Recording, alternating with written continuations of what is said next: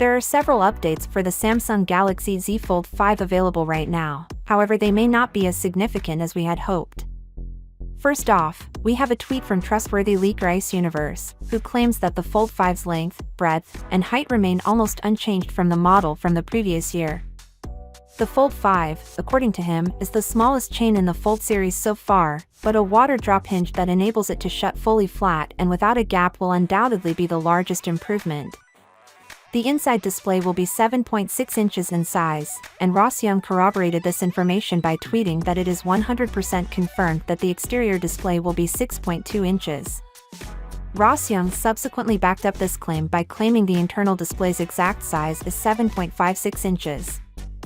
However, it's vital to keep in mind that the Z Fold 5 will have an official water-resistant IP classification, whilst most of the other manufacturers don't.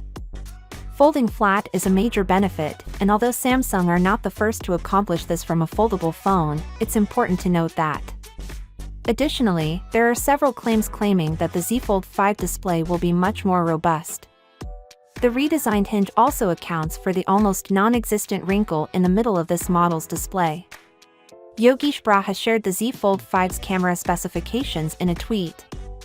Now he claims we'll receive a 50-megapixel main, a 12-megapixel ultra-wide, and finally a 10-megapixel telephoto.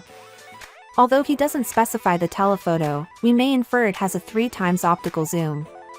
Even while we had hoped to see a camera system like to the S range, it's crucial to keep in mind that having more megapixels does not always translate into higher quality pictures. As such, we'll have to wait and see how they perform. The Samsung Galaxy Z Fold 5 is displaying some pretty outstanding results on Geekbench 6, according to Elite Benchmark. When compared to devices like the S23 Ultra, which has a single local score of 1578 and a multiple score of 5081, we get a single core score of 2030 and a multiple score of 5213, which are both excellent advances. It does seem to be utilizing the same chipset, so we're not sure whether these are just optimizations or even minor changes to the processor, but of course, being a larger device also allows for greater cooling. Finally, what are your thoughts about it? So without being said, let me know your thought in the comment below, and if you are new here, please subscribe. Peace out.